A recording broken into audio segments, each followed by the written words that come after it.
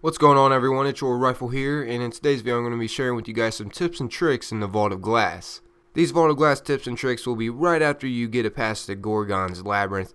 You guys know the pain in the butt part, well, can be a pain in the butt if your team gets caught by the Gorgons. And once you get caught, you all die. But anyways, once you get past that part, you'll get to this area where you have to jump on these teleporting platforms.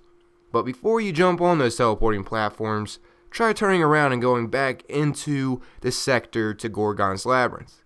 You will notice your ammo can restock, and if it's not restocked fully, well then go back to the teleporting platforms and then run back to the sector Gorgon's Labyrinth. It's an easy way to get ammo quickly, and it saves you from using ammo synthesis. I highly suggest using this, guys. It is a nice tip in the Vault of Glass. And also keep in mind, you don't have to necessarily run to the teleporting platforms. You can just immediately turn around back to Gorgon's Labyrinth as soon as the Vault of Glass pops up. Also, something pretty sweet that I want to share with you guys is the advanced way, that's what I like to call it, the advanced way to take for the teleporting platforms. There's actually a cave over here to the left of us, and going through this cave is actually a pretty sweet feeling because it's an actual cave that leads somewhere.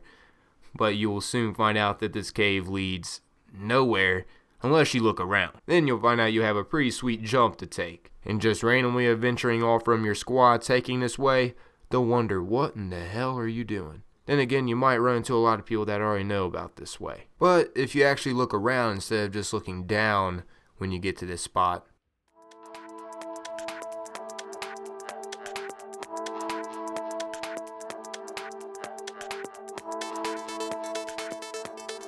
you will notice that you can jump up, and jumping up here, you can actually get pretty high up. And I try to do this little jump and make it all the way across to the other side way up there, but I didn't make it. But I'm sure you can make it somewhere really high up there, jumping from up there if you take the time enough.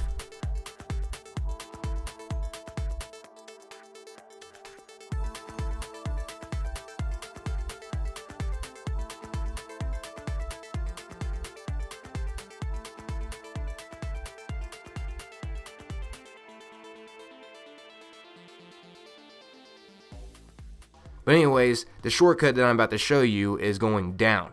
We're going to be heading down to these teleporting platforms down here. But before I show you the teleporting platforms, I'm going to show you what happens when you don't hit the teleporting platforms and you fall all the way down. Down here is actually this little cave, and I'm not sure why it's even here because there's nothing in here. I guess it's just a little thing to explore, something exciting to find. At least I got very excited when I found it. I was like, oh shit, another cave! And I quickly found out there was nothing in there at all. But anyways, what happens when you do jump on the teleporting platforms, it's actually a shortcut to the other side. Instead of taking a normal route you would normally go, jumping from the teleporting platforms over to that wall, you could take this way, and it takes you right there to the door, to the gatekeeper. But you want to try to be quick when jumping down to these teleporting platforms. There's probably some areas to the side that you can kind of jump down to those and then jump down quicker, so you're lower. But when you get on these teleporting platforms, you want to try to be quick. You want to time it a little bit when you're up here. Look down, and as soon as you see that thing appear, just start dropping down.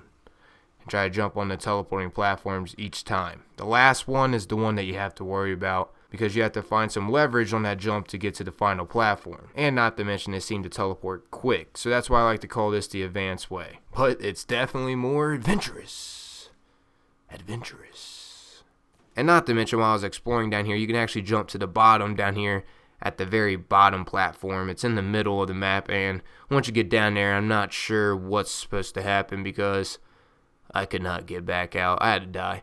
Anyways, you can also go to this Vex teleporter gate up here, and you don't necessarily have to be the hunter. You can also jump to the rocks below this Vex gate, and you can still make your way up to this Vex gate. And actually, all these jumps were doing it as different people. So I know you can do these tricks as multiple characters. Just thought I'd throw that in. But anyways, before I wrap up this video, I just wanted to share with you guys, you can glimmer farm in the Vault of Glass. Right as soon as you open up this door, make sure you use a blue polyfedge, before you open this door. And when you go into this room, this is where you can actually get glimmer. And it's a pretty nice glimmer farm here. And you can do this solo as well. You can kill the gatekeeper at the end to do this glimmer farm, but I don't even really worry about the gatekeeper. I just kind of die. It's scoring how many people I have with me, to be honest. And not to mention, while fighting here, it's best not to push up so quickly because the hobgoblins can really tear you up. So if you're struggling a little bit here, just push up with ease. That's the best way to do it. And also, like I said before, I do sometimes skip the gatekeeper. It's according how much players I have on my squad and if I'm stocked with synthesis or not. Because the gatekeeper does take some time, and that time can be valuable when you're glimmer farming. And not to mention, the gatekeeper doesn't even give you like a huge amount of glimmer.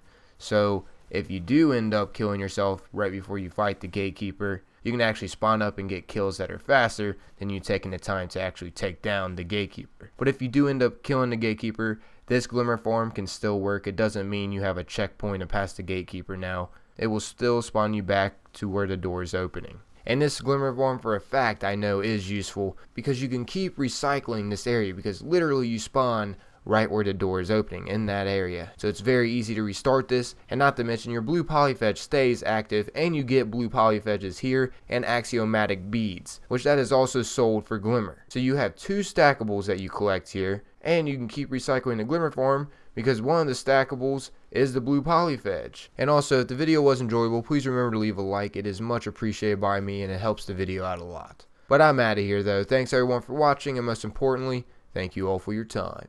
Peace. I got it though. This is easy. No problem. I'm gonna take a quick swim. You can just be cool, you know. Let's go.